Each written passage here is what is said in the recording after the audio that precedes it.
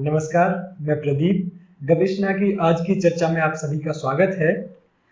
दोस्तों, कोई भी संस्था जब काम करती है तो उसके पीछे बहुत से लोगों के अपने-अपने जिम्मेदारियां होती हैं, अपनी-अपनी भूमिकाएं होती हैं।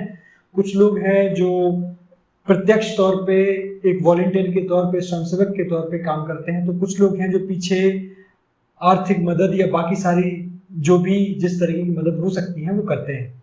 ये संस्था बाकी संस्थाओं की तरह ये संस्था भी यही गवेषणा भी ऐसी ही है।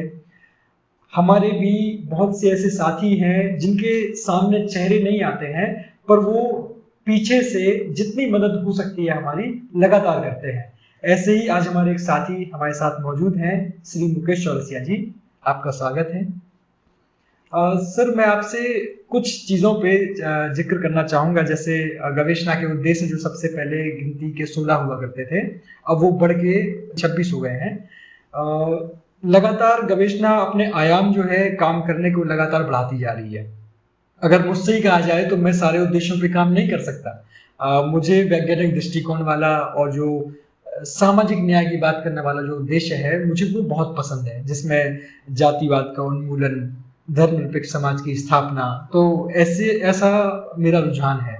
ऐसे में मैं आपसे जानना चाहूँगा कि इतने उद्देश्यों में सबसे ज़्यादा आपको अपील करने वाला वो कौन-सी बात है कि जिस पे आपको अगर मौका मिलता है तो आप सर्वप्रथम काम करना चाहेंगे? कौन-सा उद्देश्य है? बताएँ।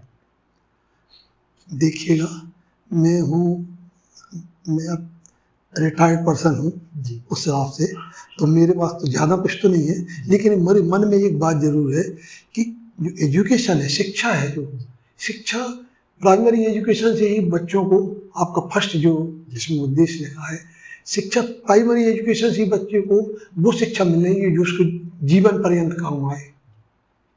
पढ़ने के लिए से उसको ऐसी शिक्षा मिले, वो अपनी शिक्षाओं में शुरू से, जैसे हम लोग भी पढ़े बड़े हुए, प्राइमरी, फिर मिडिल क्लास, फिर हायर में विश्वविद्यालय में पढ़े, लेकिन वो शिक्षा हम लोगों को शिक्षा केवल डिग्री लेने की शिक्षा मिली।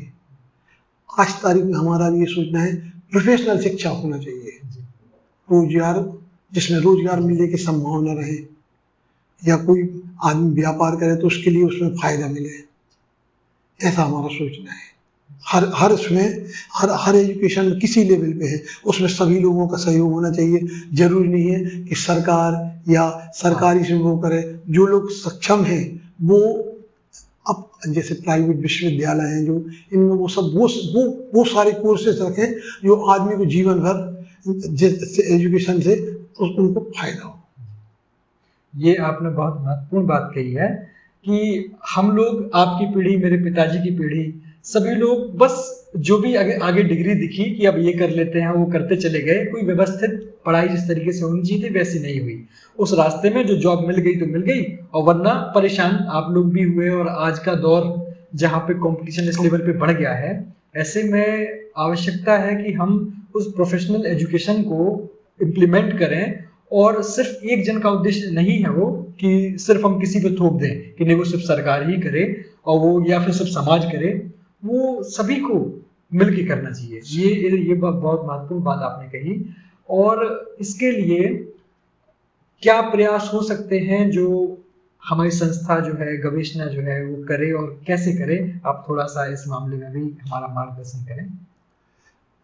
अब गवेषणा का तो मैं फर्स्ट टाइम यहाँ इस चीज़ में इन्वॉल्व हुआ हूँ, तो मेरे को, आप लोगों का तो काम बहुत आगे बढ़ चुका है।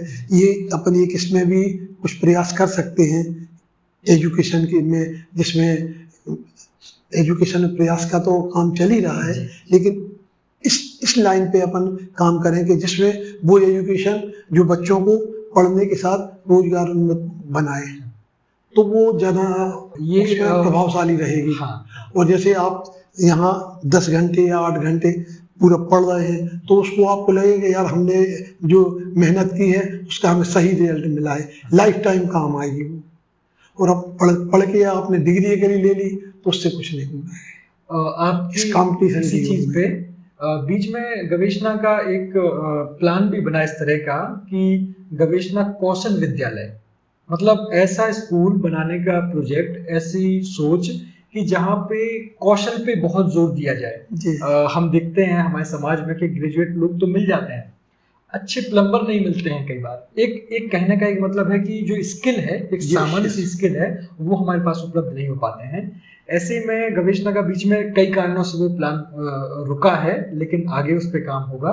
पर इससे अंदाजा लगाया जा सकता है कि कौशल की आवश्यकता कितनी ज्यादा है हमारे समाज में छात्रों को, और यही से भारतीय और विदेशी छात्रों में जो डिफरेंस क्रिएट होता है वो यही से होता है कि जब वो बात करते हैं शिक्षा की, तो शिक्षा के अलावा और भी एक्टिविटीज हैं जिन पे काम करते हैं, स्किल्स पे काम करते हैं, और उसके बाद ही वो एक कॉन्फिडेंस निकल के आता है, और जो कॉन्फिडेंस है वही अंतर पैदा कर देता है। हमारा कम कॉन्फिडेंस घातक हो जाता है हमारे लिए, और वो बच्चे जिनके पास कॉन्फिडेंस अच्छा है वो हमसे आगे निकल जाते हैं।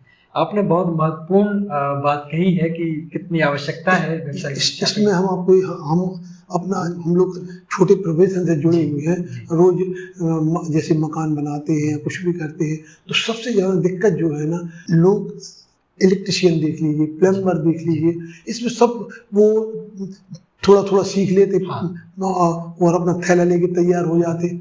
उनसे काम कराने में इतनी दिक्कत का काम है, इतनी दिक्कत है आम लोगों को। अब जो आपने अभी बात की, तो ये सही है कि अपन को इस टाइप की शिक्षा कितना फायदा करेगी कि बच्चों को ये चीज सिखाया जाए कि भैया आज आप एक मोटो बना लो कि हमको आज ये काम करना है। जहाँ आपने यहाँ पर सरकार पे छोड़ दिया कि वो ही करेगी सब, कि किसी को वो मैकेनिक बनाइए, किसी को प्लम्बर बनाइए, किसी को तो ये अपन अगर प्राइवेट उसमें करेंगे तो इसके बहुत अच्छे रिजल्ट निकलेंगे, और जो बच्चे इसमें एक बार इसमें सीख के जो निकलेंगे वो उनको लाइफ टाइम काम आएंगे। ये बहुत महत्वपूर्ण बात आपने कही, और हम भी इस पे विचार करेंगे, और आगे जैसे भी मौका बनता है हमारे पास, क्योंकि बहुत रिसोर्स पर्सन हैं, प्रोफेसर्स लोग हैं, और इन सब पे बैठ के वास्तव में बहुत मंथन करके और फिर काम करने की आवश्यकता है।